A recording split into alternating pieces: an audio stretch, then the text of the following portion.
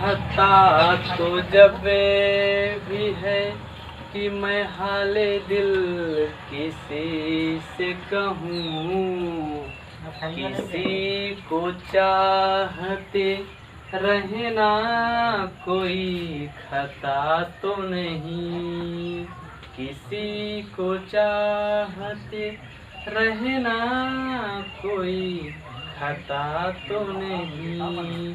Hello दोस्तों, स्वागत है आपका आपके अपने YouTube channel Rajneesh study point पर। मैं रजनीश सर। आज हम देखने वाले हैं स्ट्रक्चर ऑफ फंजाई। तो इसके पहले वीडियो में हम लोग देखे थे कवक क्या होते हैं। आज हम देखने वाले हैं कवक का वर्गीकरण जब किया गया तो उसकी जो संरचनाएं होती हैं, कैसा होता है, कवक किस प्रकार से अपनी पीढ़ी को एकांतरित करते हैं, कितनी विधियों द्वारा उनमें जनन होता है, इसको हम देखेंगे अपने इस वीडियो में। तो देखिए, जो कवक होते थे हमने आपको पहले वीडियो में बता दिया था कि जो कवक होते हैं वो कैसे होते हैं, सर्वव्यापी होते हैं, वह समस्त स्थानों पर पाए जाते हैं। तो आज हम देखने वाले हैं जो कवक होते हैं उनकी संरचना कैसे होती है, मीन्स बनावट कैसी होती है, उनका जो सेलुलर ऑर्गेनाइजेशन होता है, जो कोशिकीय संगठन होता है, वह किस प्रकार से होता है। तो मान लीजिए जो हमारे कवक होते हैं ये एक प्रकार से क्या होते हैं, सूक्ष्म पौधे होते हैं। ये सूक्ष्म पौधे होते हैं जिनकी शारीरिक जो संरचना होती है वह एक कोश की होते हैं, ठीक, और धागे जैसी दिखाई देती है। जो हमारे कवक होते हैं वह धागे जैसी संरचना के रूप में दिखाई देते हैं। उस धागे जैसी संरचना को हम लोग कहते हैं कवक सूत्र कहते हैं। क्या कहते हैं, कवक सूत्र। तो समस्त जो हमारे कवक होते हैं उनके शरीर में धागे जैसी जो संरचना दिखाई देती है, उस संरचना को हम लोग कहते हैं कवक सूत्र। तो कवक सूत्र जो हमारे कवक होते हैं उनके शरीर में बहुत सारे होते हैं। तो उनके एक समूह होता है उनके पूरे शरीर में, तो उस समूह को हम लोग कहते हैं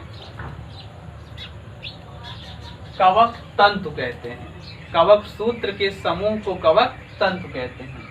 तो कवक सूत्र जो होता है वह जब आपस में मिलकर एक क्या बनता है, समूह बना लेता है, गुच्छ का फॉर्मेशन कर देता है, तो उसको हम लोग क्या कहते हैं, कवक तंतु कहते हैं। तो जो हमारे कवक होती हैं, कवक की संरचना में हमने क्या देखा कि कवक सूक्ष्म पौधे होते हैं जिनकी शारीरिक संगठन जो होती है एक कोश की अथवा धागे जैसी दिखाई देती है। उस धागे जैसे वाली संरचना को हम लोग क्या कहते हैं, कवक सूत्र कहते हैं। तो कवक सूत्र के समूह को कवक तंतु कहा जाता है। अब देखते हैं, बात आती है कवक में जनन किस प्रकार से होता है। तो जो कवक होते हैं उनमें जनन तीन प्रकार से होता है। एक तो हमारा हो जाता है वर्धी जनन, दूसरा हमारा होता है अलैंगिक, और तीसरा हमारा होता है लैंगिक जनन। तो पहले हम क्रम वाइज देखते हैं कि किस प्रकार से जो कवक होते हैं उनमें वर्धी जनन होता है, किस प्रकार से वर्धी जनन द्वारा वह नए कवक का जन्म देते हैं। तो जो हमारा वर्धी जनन होता है वह निम्नलिखित प्रकार से होता है, विखंडन द्वारा। तो विखंडन में क्या होता है कि जैसे मान लीजिए सबसे पहले हमारा एक कोई कवक होता है, सपोज देन मान लेते हैं एक कोई क्या होता है, हमारा कवक हो जाता है, ठीक, एक कवक होता है। तो सबसे पहले इनके अंदर जो कवक सूत्र रहते हैं वो क्या होते हैं, आकार में बढ़ जाते हैं। कवक सूत्र जो होते हैं वह आकार में क्या होते हैं, बढ़ जाते हैं, और बढ़ने के बाद वह मध्य से क्या होते हैं, अलग हो जाते हैं, और मध्य में से अलग होने के बाद वह जो कवक सूत्र अलग हुआ रहता है, हर अलग हुआ कवक सूत्र एक नए प्रकार के कवक का निर्माण करता है। तो पहली विधि आपने देखा विखंडन में कि किसी भी कवक के शरीर में उपस्थित कवक सूत्र सबसे पहले लंबाई में बढ़ जाते हैं, इसके बाद वह अलग होकर नए प्रकार के कवक का निर्माण कर देते हैं। तो इस विधि द्वारा किए गए जनन को हम लोग क्या कहते हैं, विखंडन कहते हैं। दूसरा जो हमारा आता है वो होता है विभाजन। क्या होता है विभाजन में, क्या होता है, बस हमारा थोड़ा ध्यान दीजिए। जैसे कोई आपका ईस्ट हो गया, एक कोष की जैसे मान लीजिए हमने ईस्ट मान लिया, इसमें क्या होता है कि संकीर्ण या अनुप्रस्थ भित्ति बन जाती है। इसके ऊपर क्या होती है, गुणन या ऐसे क्या बन जाती है, कवक सूत्र के चारों तरफ, कवक सूत्र के चारों तरफ एक भित्ति बन जाती है। वही भित्ति क्या होती है, अनुप्रस्थ भित्तियां जो बन जाती हैं, ब्रेकअप कर जाती हैं, टूट जाती हैं और टूटने के बाद अलग हो जाती हैं और कवक सूत्र से दूर हट जाती हैं और वही कवक सूत्र नए प्रकार के कवक का निर्माण कर देता है। तो इस प्रकार के विभाजन को हम लोग क्या कहते हैं, विभाजन द्वारा नए कवक का निर्माण हो रहा है। दूसरा होता है, तीसरा जो आपका वो होता है मुकुलन होता है। तो मुकुलन आप जानते हैं सिंपली कि जैसे एक आपका कोई कवक होगा, मान लीजिए एक हमारा कोई कवक हो गया, अब कवक के शरीर के ऊपर क्या बन जाती है, छोटा सा एक उभार बन जाता है, एक संरचना दिखाई देती है। उसी संरचना को हम लोग क्या कहते हैं, मुकुल कहते हैं। तो इसमें क्या होता है कि एक छोटी सी संरचना बन जाती है और यही संरचना जो आपके कवक की होती है, यही संरचना क्या होती है, कुछ समय बाद जो बना हुआ उभार होता है वह जनक से हट जाता है और नए प्रकार के कवक का निर्माण करता है। तो होता क्या है कि जैसे कोई कवक होता है, उनके शरीर के ऊपर छोटा सा भाग बन जाता है, उभार बन जाता है।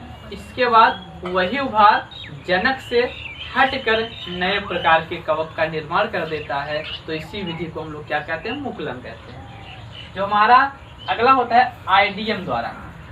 आइडियम में क्या होता है कि जैसे कोई आपका क्या होगा, कवक होगा, जैसे मान लीजिए हमारा एक कोई कवक होता है, तो इसमें क्या होते हैं, जो हमारे कवक सूत्र होते हैं, वह कवक सूत्र जब इनको अनुकूल अवस्था प्राप्त होती है, तो जैसे मान लीजिए यही कवक हो गया, जब इनको अनुकूल अवस्था प्राप्त होती है तो यही कवक क्या होते हैं, अंकुरण करते हैं। यही कवक क्या होते हैं, अंकुरण करते हैं और अंकुरण के द्वारा ही नए प्रकार के कवक का निर्माण कर देते हैं। तो इसको हम लोग क्या कहते हैं, आइडियम कहते हैं। तो आइडियम में कोई कवक के अंदर उपस्थित कवक सूत्र अंकुरण कर जाता है और अंकुरण करने के बाद वह नए प्रकार के कवक का निर्माण कर देता है।